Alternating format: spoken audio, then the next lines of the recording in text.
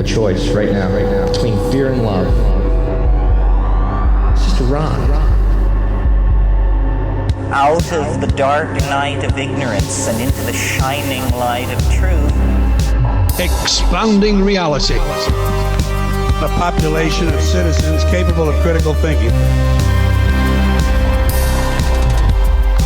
We don't see things as they are, we see them as we are. There's a level of reality where everything dissolves into an ocean of energy. We empower our experience by insisting on our authenticity. That's very profound. Very. Expanding reality.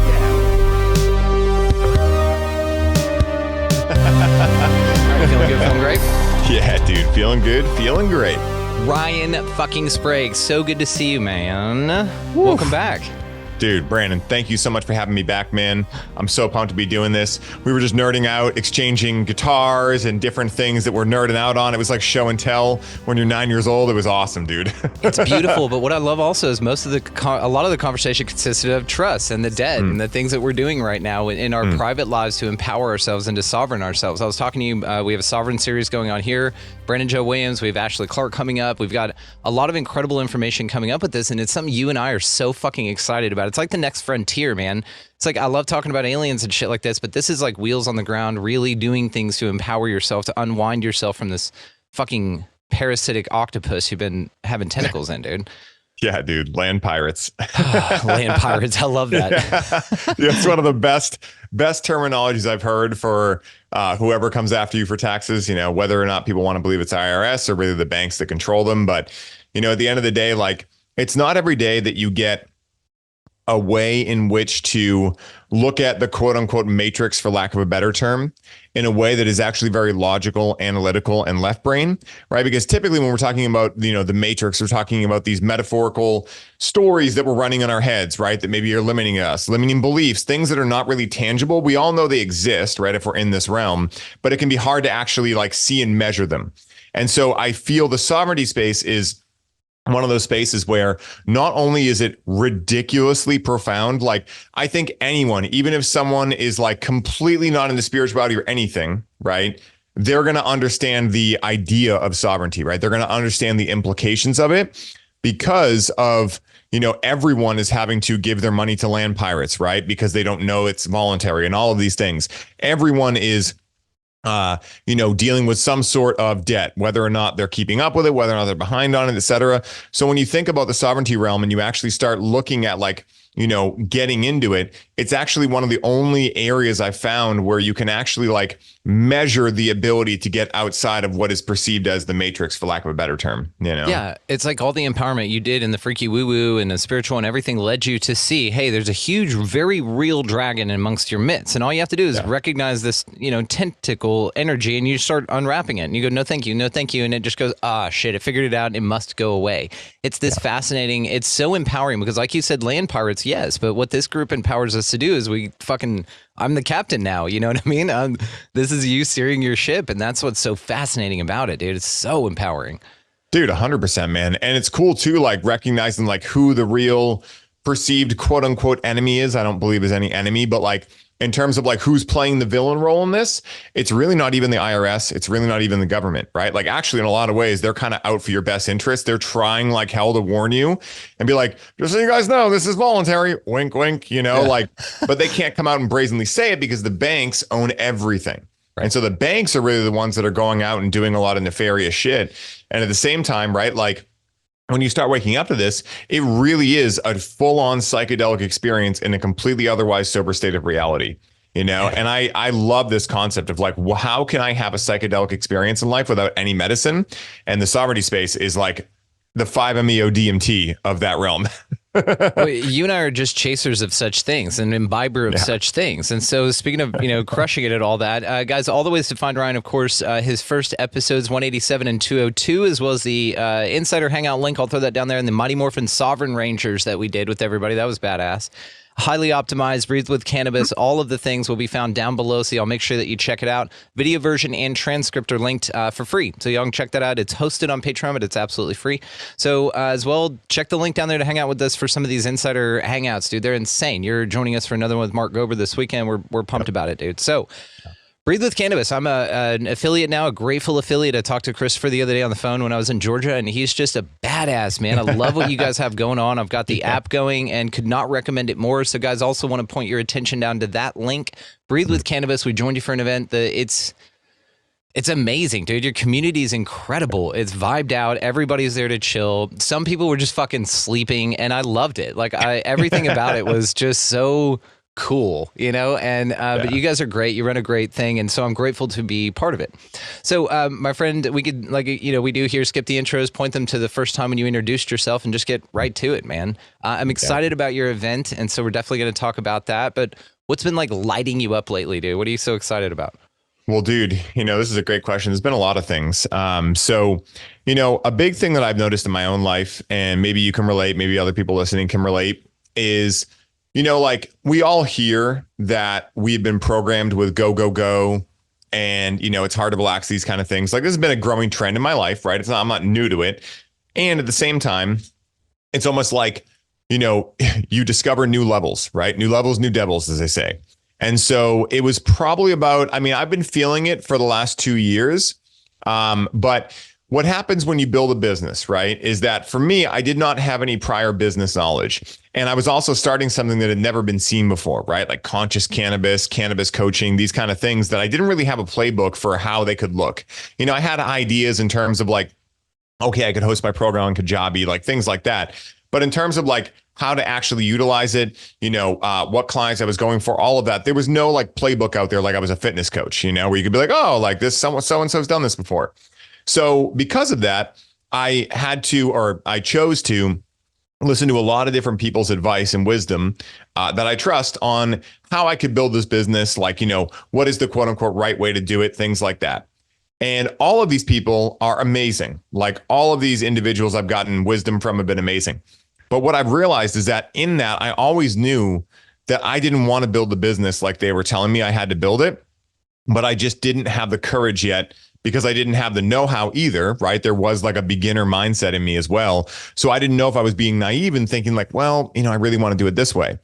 And so now it's been a couple of years of doing it in a very specific way of like, you know, taking discovery calls, things like that, and just leading me, dude, to be like booked constantly. Like, I mean, just aggressively booked. And, you know, it's like when it comes to like growing cannabis, for instance, right? Like, yes, that can be a lot of work.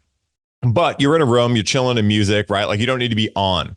When you're on phone calls and sales calls and podcasts and things like that, there's this need to be, or this requirement to be at least on, right? And so anyway, all suffice to say, what's really been charging me up recently is the fact that in January this year, there was just something that shifted where I was able to really look at like, okay, instead of trying to figure out how I'm going to be successful in this specific endeavor, I'm going to start asking myself, what do I want my life to look like? And then build the business around that. And I don't care what it means, right? Like, my first priority is making sure that I enjoy this.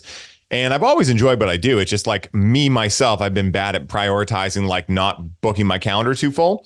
So in January, we kind of backed off a little bit of like trying to get more on podcasts and things like that. And I ended up starting to build 2 new courses. All this creative expression came into me, creative inspiration.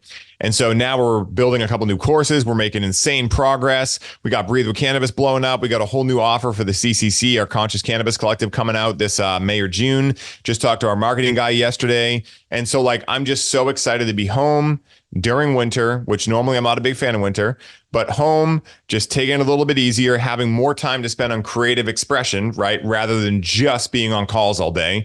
Getting back into music, really just like feels like I'm transforming back into like an old version of me and the new version of me joining together. So that's what's firing me up, man. Time management and, you know, saying no and being able to say yes to the right things, and also make sure I'm building the life that I really want around it. So yeah, it's been cool. Dude, nailed this. Because yes, you are inspired. This hustle culture is something that we've talked about, but also hustle culture on the flip side of that is, and inevitably extreme burnout in some cases, but burnout's inevitably in there. And so you learn to work through these horrible situations and put yourself through this stuff, which makes it no fun. You've nailed it with this, dude. It's all about the fun. And that's what the intuitive guidedness is telling us all the time. It's like, yes, you're going to get to burnout. How are your results? And then when you sometimes relax and just go, dude, I just can't do it right now.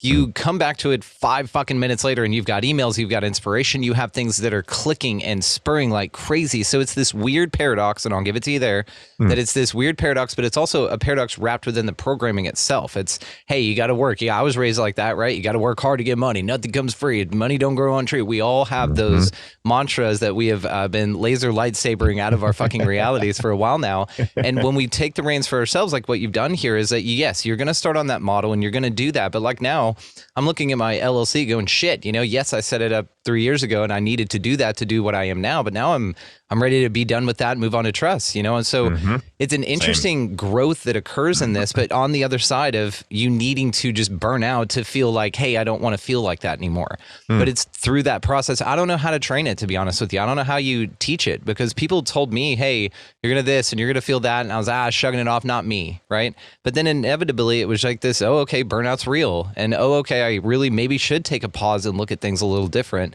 But it's not something I would have received with the words. And I'm not a fan of that about myself, by the way. I wish somebody could just be like, hey, don't go down that road. I'm like, okay. I'm like, no, fuck you. I'm going to go do it and it's going to be different for me. I come back more scarred. And they're like, how was that? I'm like, fuck you.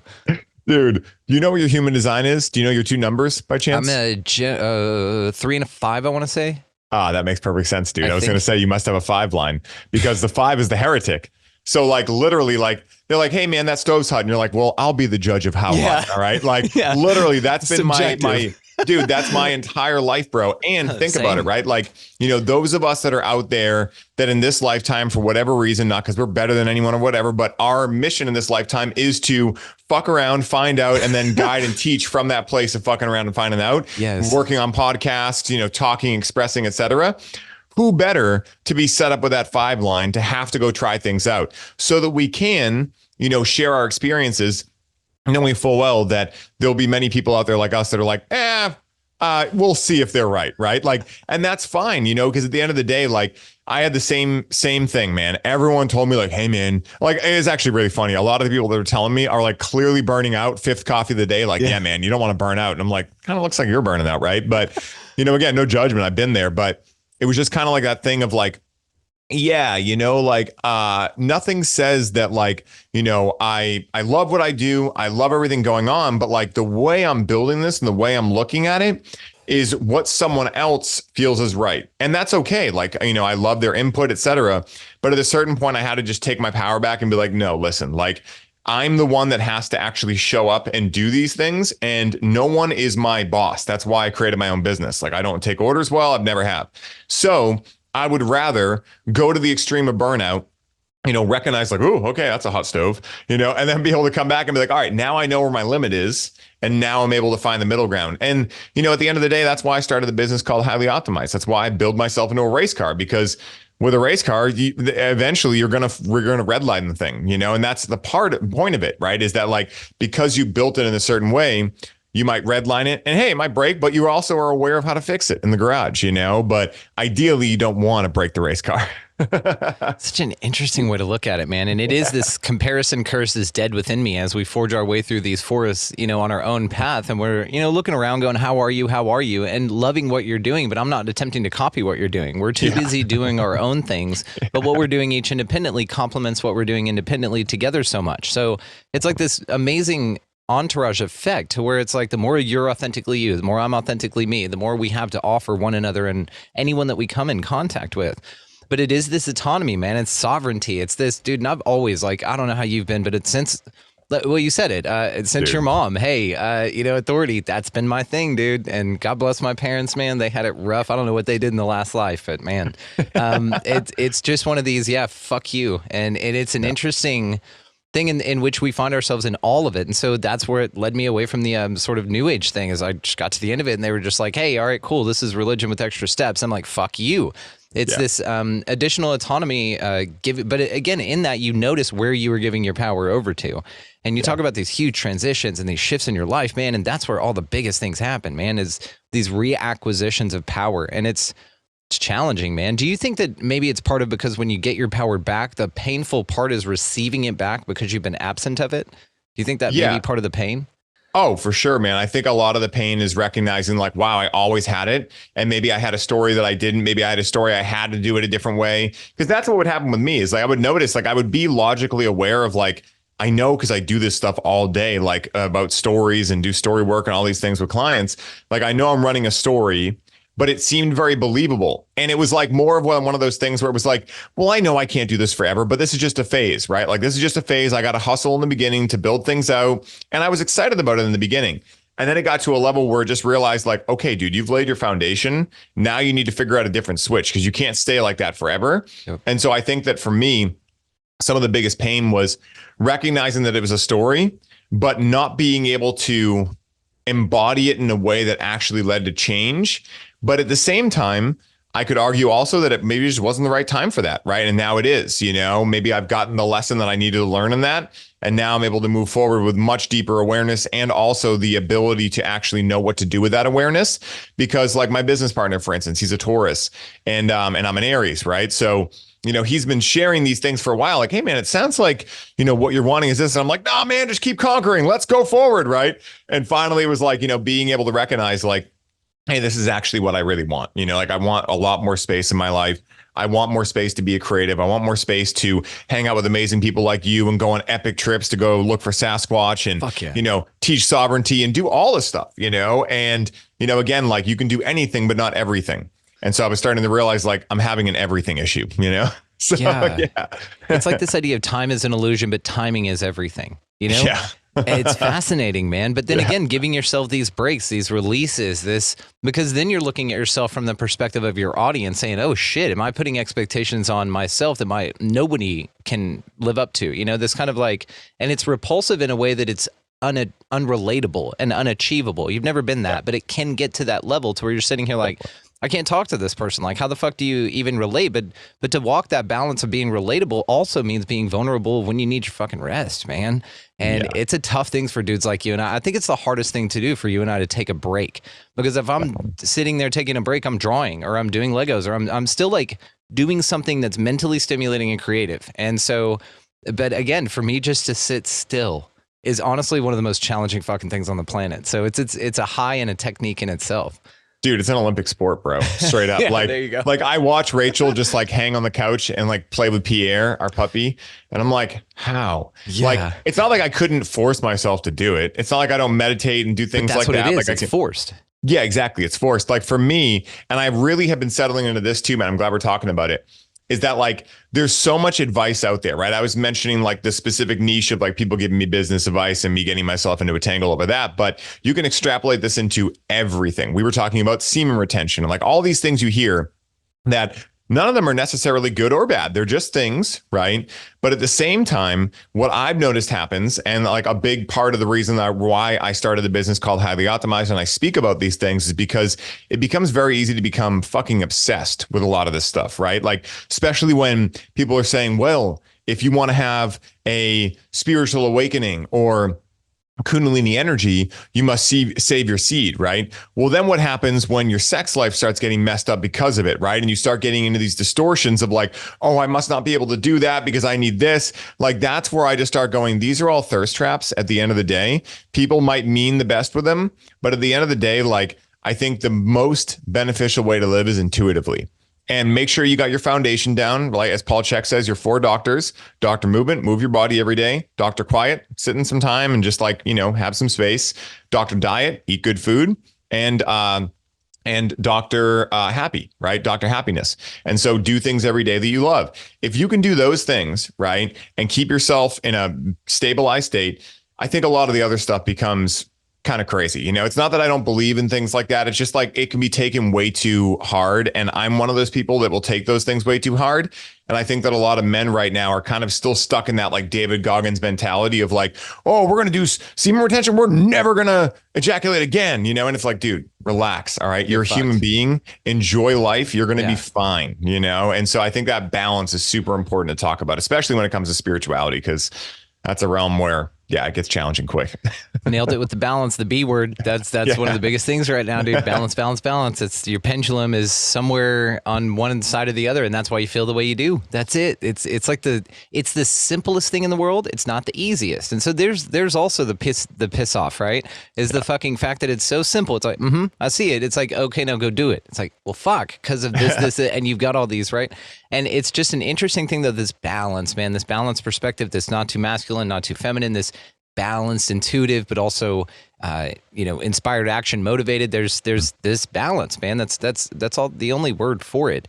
And that spot, though, doesn't allow for things like bamboozlements because you can see it from any direction. You can see where it would pull you off balance, and you just simply choose to say no. And I love what you said about that. You love saying no. I think this is a huge empowering thing that we should absolutely talk about. No is a complete sentence, people. So try it out. Try it on your mom first. That's the biggest one because she's going to give you that, I wish you had chosen to do this instead of that. And you're just going to sit there. There's no question in there. There's no question in there. Okay. Well, yeah, I just really wish you would have that. Sit there with it. Doesn't that feel weird? And especially from your mom who demands and you are very quick to respond to, sit with it. That's one of your biggest practices ever. Same thing with your boss. Hey, would you like to work this weekend? No.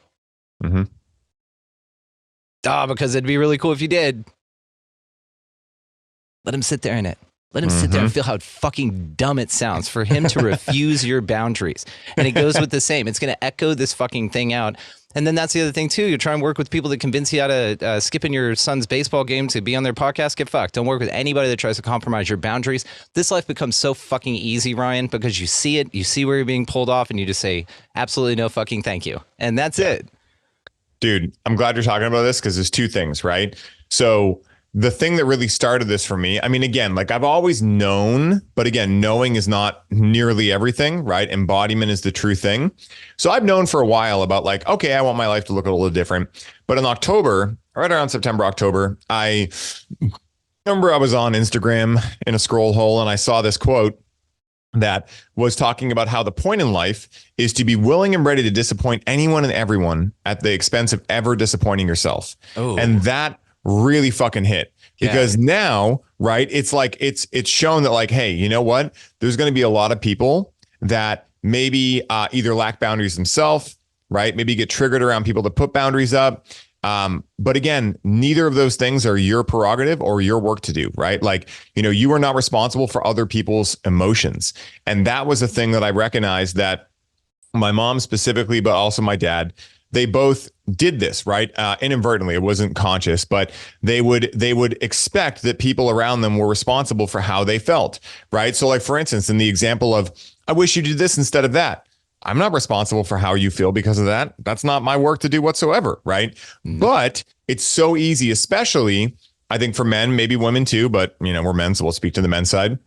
But it's so easy to want to, provide and take care, especially in the for the women in my life, right? Like, with my mom and things like that. Like, this feeling of like, oh, I must be the one that has to fix. And it's like, no, I don't actually. Like, I'm always going to be cordial to my mother and love her, but it's not my responsibility to make sure she's happy. And that's like the idea of emotional slavery, and like, I don't want to be a slave to anyone, especially my own emotions and especially someone else's. So yeah, I'm glad we're talking about this because I think this is a gigantic epidemic, a real pandemic, if you will, of people that are just unaware of these things, right? Like unaware that it's not your responsibility to make other people happy. And that no matter how aggravated or triggered they get, sorry, not sorry. That's not my work to do, or I'd be getting triggered. So you nailed it. And you're in such connection with the plant, right? So you can think of your interaction with it from the thing you're interacting with's perspective. Okay. Do you think alcohol wants to be the reason that it makes you feel better? Do you think that you only come to it with your problems or your troubles or to only mask something? What if that could be seen as something that was different and could be alchemized in a different way? And the spirits that imbibe it don't need to show up like that because you demand for them to, because that's what your energy requires. Yes. So it's this interesting thing from anthropomorphizing your perspective now out to others, which is this huge observer effect type deal that we're talking about here as well. Let's say, for instance, that your mom is you're an emotional crutch for your mom. Therefore, you are the alcohol. Do you want to continue to be that which just allows this situation to perpetuate? Or do you want to just simply deny your mom that element of comfort, meaning that you don't show up in the same way, that you're going to allow this to perpetuate rather than heal. So there's a very big difference in this, and you nailed it with this. It's not about it, because I would then be disappointing myself for having the awareness of it, the recognition of it, not being man enough to help anyone in my path with that wisdom. Just to be passive and just to let it continue is my responsibility as well. It's me continuing to read the same script. Fucking pass, man. I'm not here for any of that shit anymore. Everything changes. Everything changes. If it's not worth my experience, it will be replaced. That's it. And so then therefore the me that showed up for my mom in those situations that perpetuated that feeling and made her feel like it was okay to be disempowered, that dude's gone. He was replaced by something that is my worth now and hers.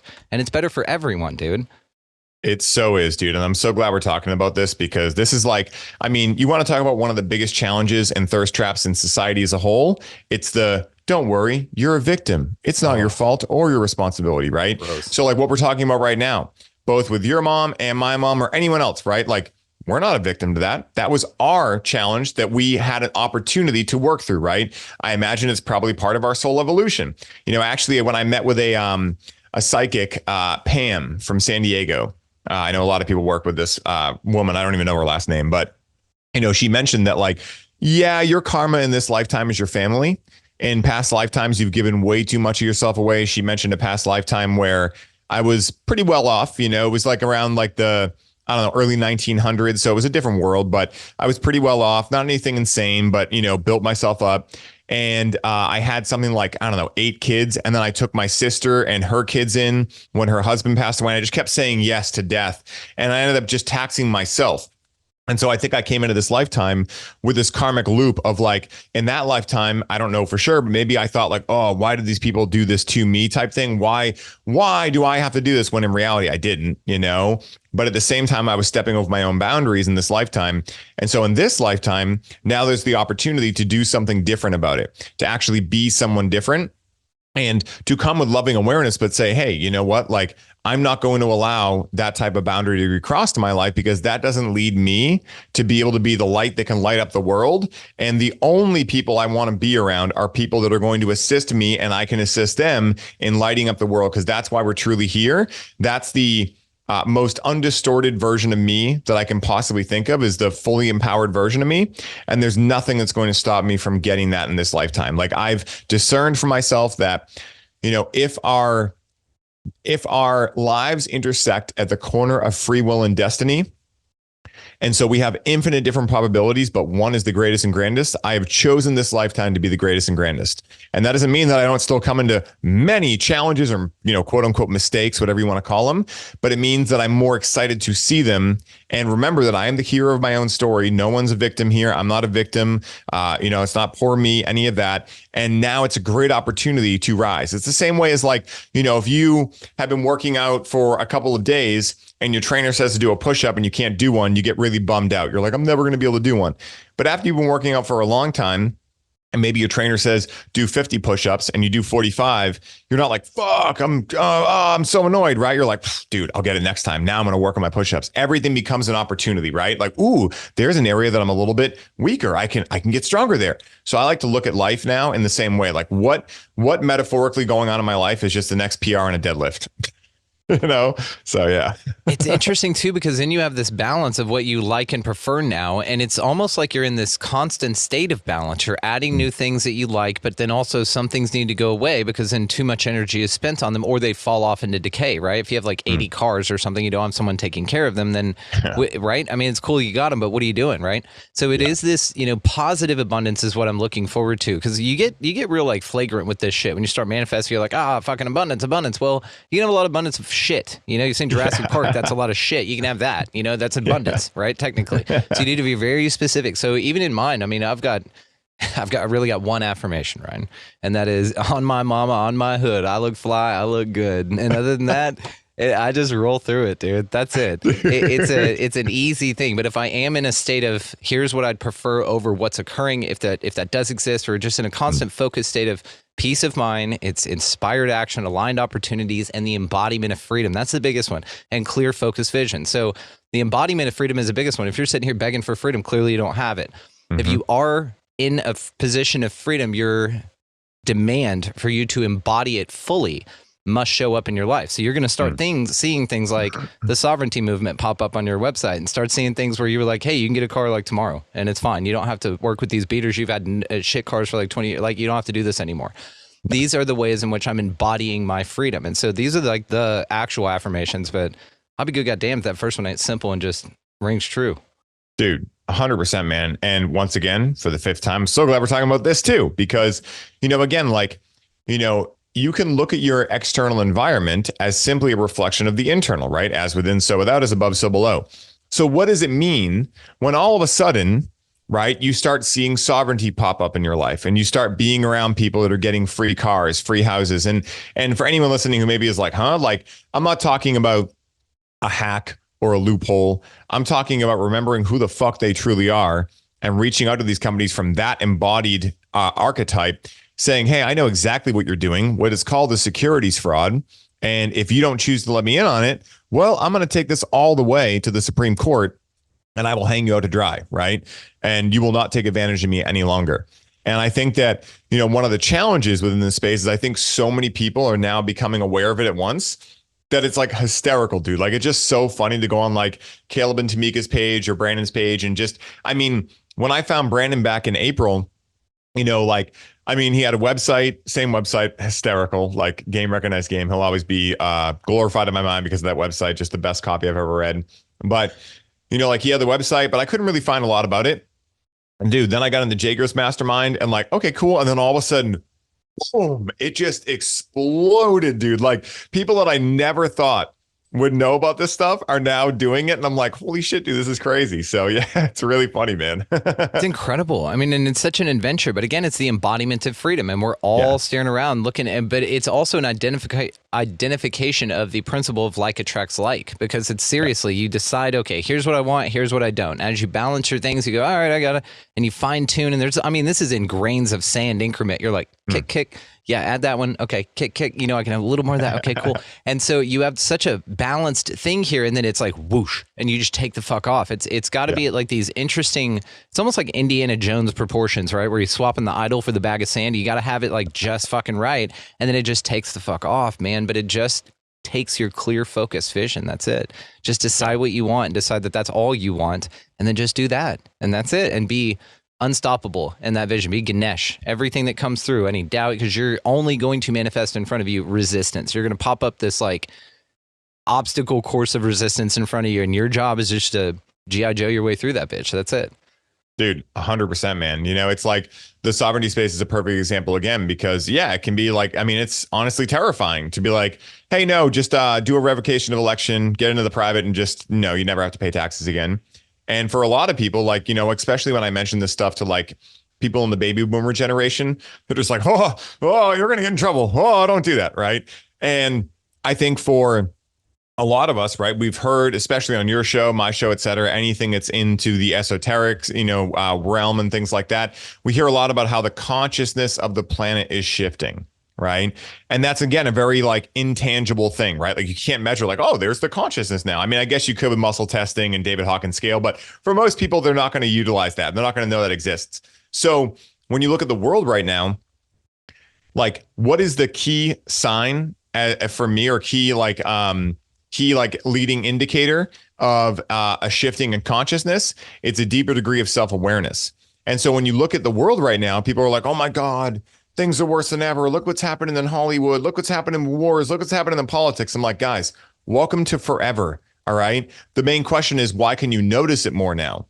It's like the analogy I say all the time. It's like, it's not that the closet wasn't already messy. It's that we finally, as a society, are opening the closet and finally coming to terms with just how messy it's gotten. And a lot of us have gotten to the point where we started cleaning the closet now. Right? That metaphorical closet, both in ourselves and then also without. Like, a perfect example is when the pandemic thing happened. There was a lot of talk, especially here in Boston, of Mayor Wu, I think it was at the time, being like, well, if you don't get your shot, you can't go to restaurants.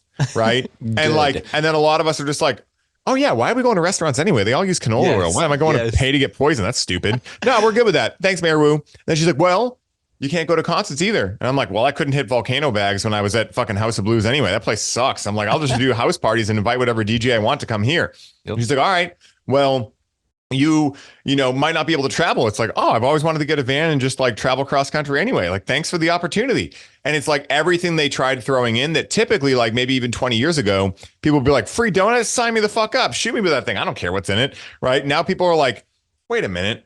Why the fuck are they giving out donuts for a health thing? That's kind of weird, like that's strange, It's an unhealthy thing ever. Like why don't they give out a protein shake or something? It's like, I don't fucking know, apple. right? It's like Planet Fitness doing pizza day, It's like, what? Like, just doesn't make any sense. So like, when you start looking at all of this stuff, it's clear something is shifting, and like these are the signs also, right? Like what happens as a result of self-awareness? Well, people start taking accountability. They start actually being like, how do I actually play the game the 1%'s playing? Instead of going down with the 1%, be like, hey man, what game are you playing? Let me in on that, right? And so that's what I think we're seeing a lot of now is people just become empowered and realize like, oh, I can do this myself. Like, I don't need to like play the victim card or think that like, oh, it's the 1%. No, it's not. Actually, it's the banks. It's just the banks.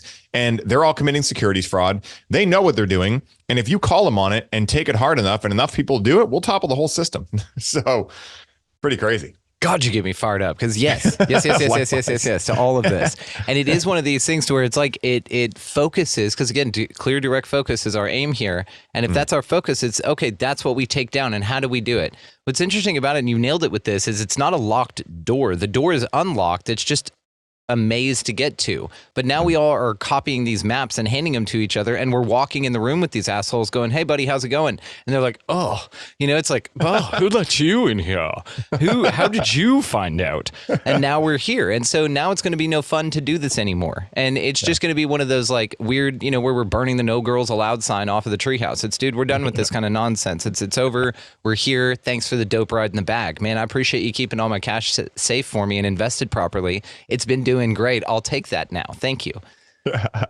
Dude, 100%. Dude, I always think about like the hilarious joke of like, hey, thanks for keeping my money safe. And in return, I brought you some Grey Poupon, like a Wayne's World thing. Like, excuse me, sir, do you have any Grey Poupon? Like, because I think that's the funniest. I think that's the funniest thing, dude, right? Is like, I had this unreasonable idea about 3 years ago on acid. With my buddy Chase Tolleson. I got to introduce you to him. He's a great guy. And a couple of people down at my buddy Mark's Lake House. And when we go down there, we'll usually interact with some psychedelics and just have some epic dialogue. And we talked about how like,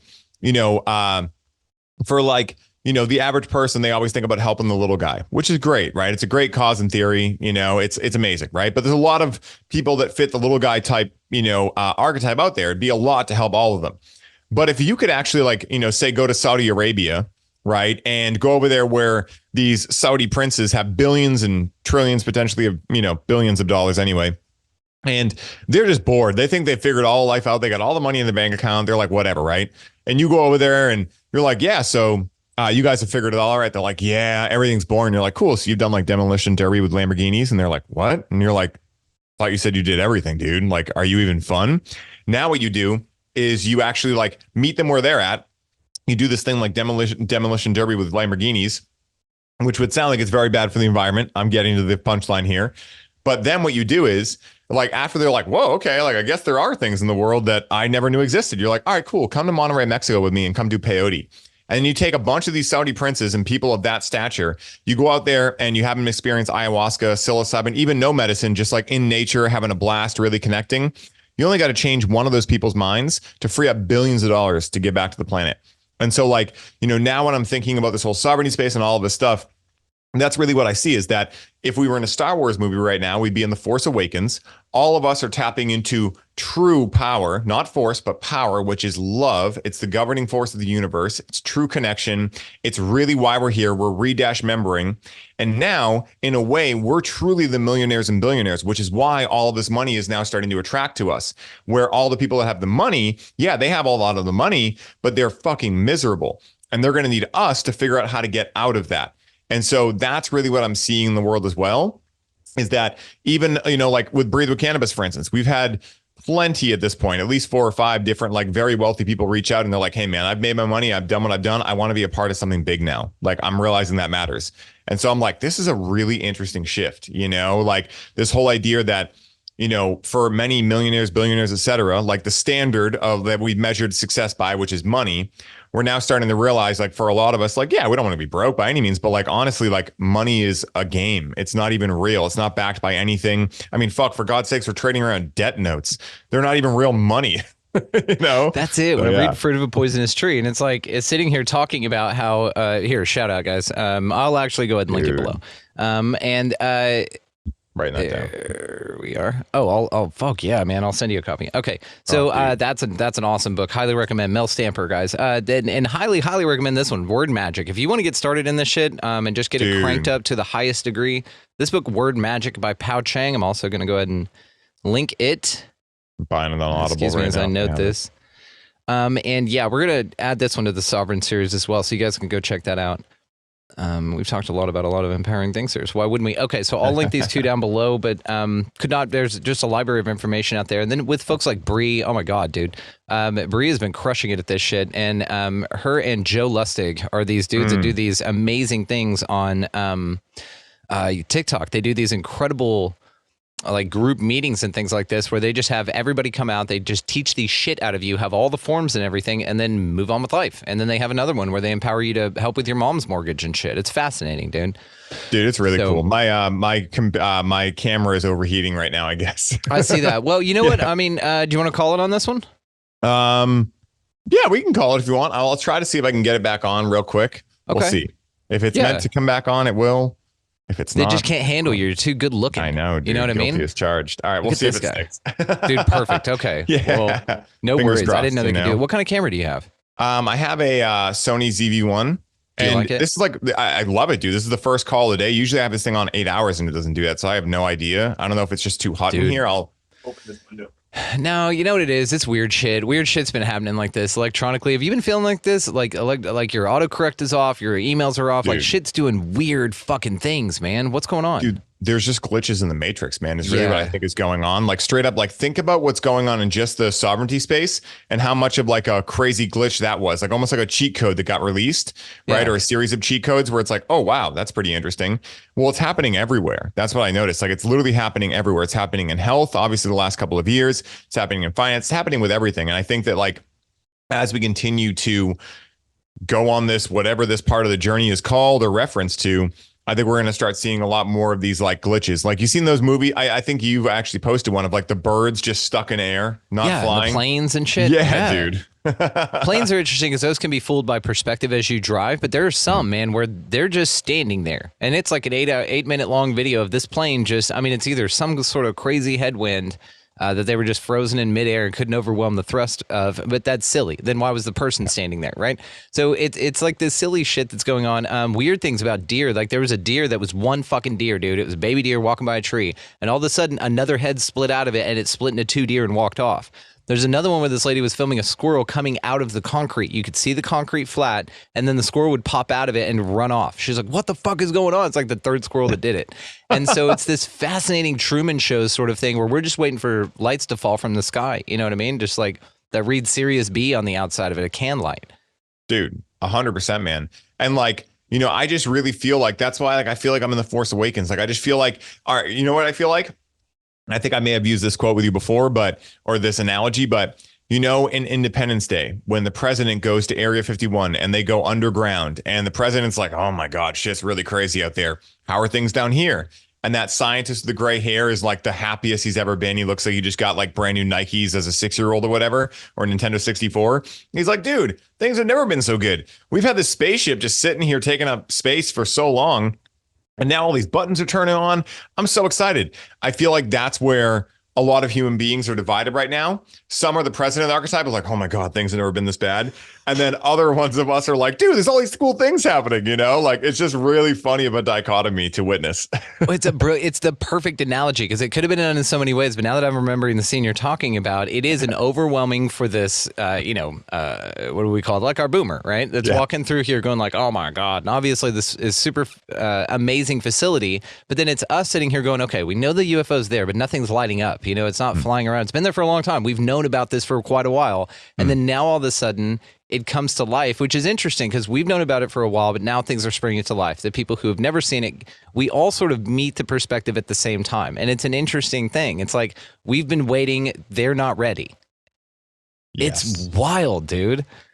It really is wild, man. And like, I just feel so grateful to live in the present day because I'm just like, dude, this is such a cool time. I mean, like, think about the fact that obviously, like, you know, we're not in the 1800s, but in a big way, like, there's never been more cowboy nature out there, you know, especially in this country. I don't know about other countries. I mean, I talk to a lot of people from different countries, but, you know, America, if it's got one thing, it's got, you know, and it's got a lot of stuff. I'm not dissing America, but, you know, it's got that cowboy nature to it, you know, and I love that aspect of like kind of that like, no, I will not do what you tell me, you know, that Rage Against the Machine type thing, you know. So yeah, before they sold out and started requiring vaccines and became Rage on behalf of the machine, yes, we're just going to do that minus the sellout part. Yeah, absolutely. Yeah.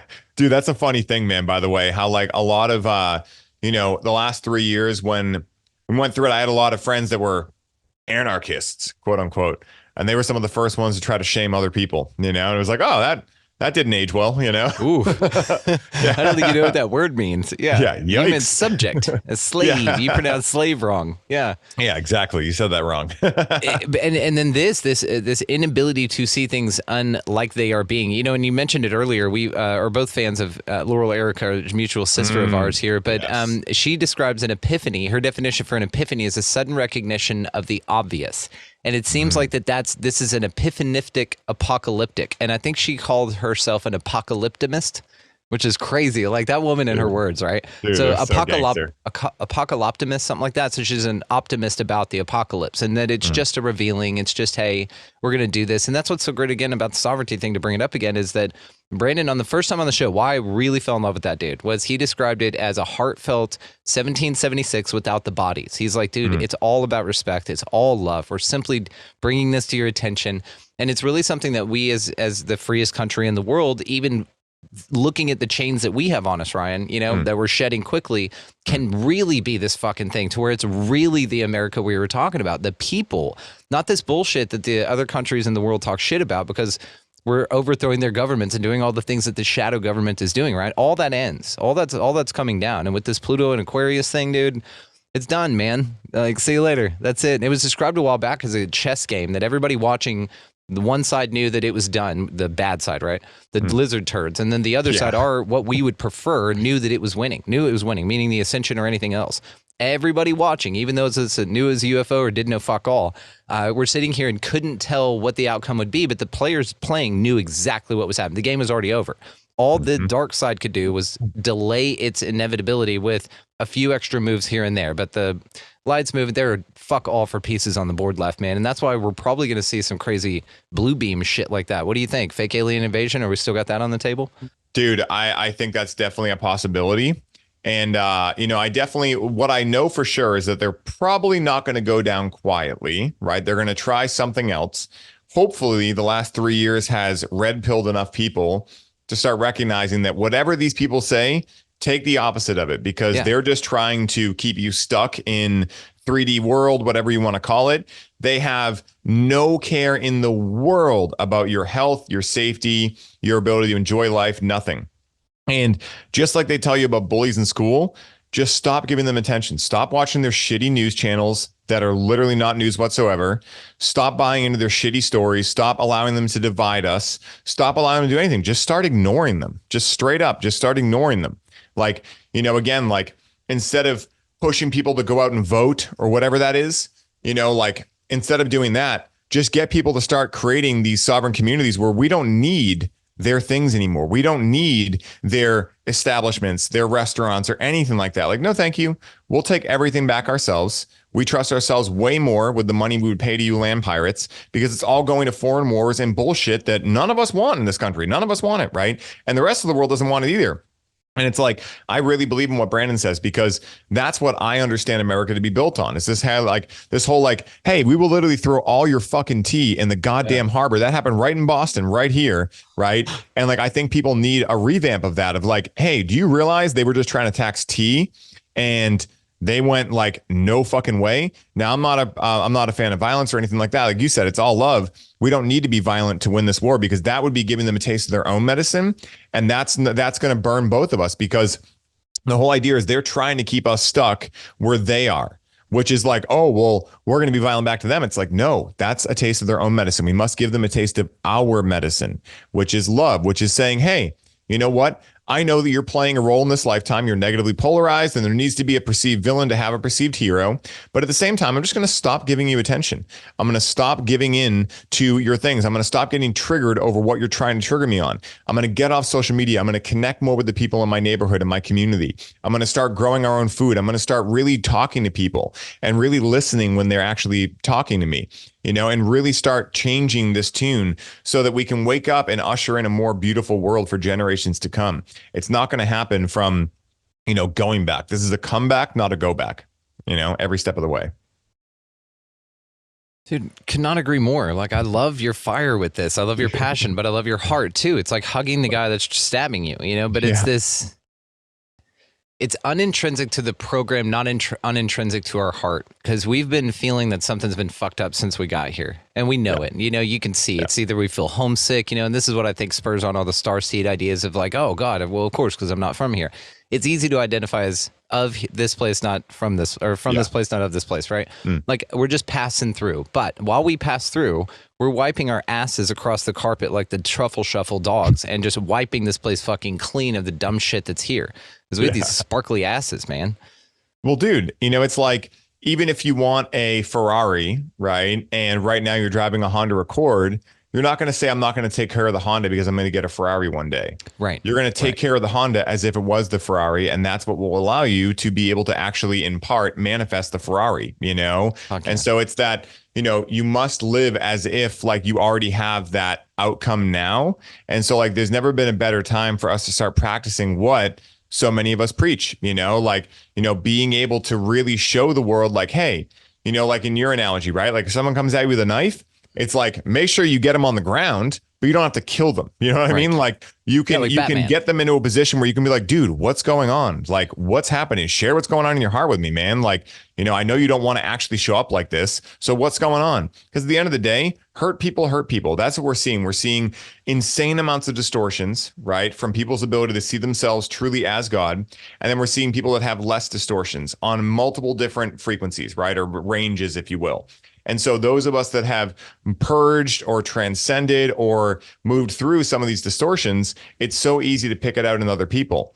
And it's so easy also to think that we must fight those distortions, but you don't get anywhere from fighting those distortions, right? The only way you get somewhere is if you actually start understanding what those distortions are and remediating them. Like it's like Eminem at the end of 8 Mile, right? Like he could have like shit on that guy and done more of what that guy wanted him to do, right? Like shit on me, so I have every reason to shit on you. He's like, nah, man, actually, I just feel so comfortable with myself that I'm going to take all your power away by owning everything that is me. And in doing so, what did he do? He loved himself. The guy had no power left because he realized that Eminem actually loved himself. There was nothing he could say to him that would get under his skin. That's how you win this battle, straight up. Every time they try to take something away, you go, thank you. I didn't need that anyway. Oh my God, now I have more space. Thank you so much for clearing that up. I'm so appreciative. And then eventually they're going to start wondering like, why the fuck are all these people not getting pissed off about this stuff? You know, and eventually their power is going to run out, right? Like straight up. That's just how it is, you know? So yeah, that's my vision. Dude, we're going to cut it here, man. Ryan Sprague and all the ways to find you located down in the show description. Highly optimized. Breathe with Cannabis, guys. Check the link. I'm a proud affiliate, and I'll see you at the next one. Yes. All the episodes and other ways you've been on 187, 202, the Insider Hangout, as well as the books that I mentioned, Fruit of a Poisonous Tree and Word Magic. Could not recommend starting there enough. There's plenty after that. But guys, holy shit. Check Ryan out further. Check him down in the show notes. You're a dear brother, and we look forward to your event. I'm going to actually let you to close on a high note, what gives you hope, as well as tell us about your event, and that's going to be linked down below as well. My God, thank you so much for this, brother. You know, open invite any damn time. Thank you. Dude, thank you, man. You're my favorite podcast to go on. We riff so good. Like I say to everyone, I'm like, Brandon's my spirit animal, you know, yes. like straight up. It's not every day that I meet someone that has similar energy like that, like really loving, but like very like, you know, high vibe energy. And you know how it feels like getting plugged into an electrical socket 24/7, you know? So I would say that what gives me hope in the world right now is everything we talked about here, right? Like more and more people every single day reaching out to me and saying, hey, I'm choosing now to show up in love, and I'm choosing to, put the boundaries up. Like, walk tall, but carry a stick, right? Like that whole thing, or walk softly, but carry a big stick. It's like that whole idea of like, I'm not going to allow people to walk all over me, but I'm also aware that I'm the one that lets people walk over me, So there's like a balance there, right? Like everything. And so what really gives me hope is the fact that I really see everything we're going through, just like Laurel talks about, as a huge optimistic opportunity in life, where I really think that like I just see this in the story of this planet being perfectly what we're meant to be going through right now. So I have a lot of hope in more and more people starting to create the self-awareness necessary to see through the illusion and come back into wholeness within themselves. And so that's what's giving me a lot of hope, man. That's my hope thing. And then with the event, we have, speaking of relationships and love and all of that, we have a really special edition to Breathe with Cannabis coming up on the 15th of February. It's the Relationship Alchemy Edition. And so it's going to be beautiful to come. Even if you don't have a romantic partner, come for yourself, because the most important relationship you'll ever have is the relationship to self. If you do have a romantic partner, of course, come through for that. These events are so amazing. If you use Brandon's code, you got 10% off your ticket price. So that'll bring it down to around $50. I mean, this is like one of the best and easiest ways to tap into an amazing community. Come hang out with me, Brandon, everyone there. Have an absolute blast. It's 2.5 hours of wisdom teachings, parts work and story work with cannabis, and then beautiful breath work with guided breath sounds and tracks along with it. Solfeggio frequencies, binaural beats, all the things. It is epic, and sound healing at the end. So definitely come through for it, guys. It's going to be a special one. Fucking love you, dude. Thank you so much. This is incredible. Love you too, bro. Takes incredible to know incredible.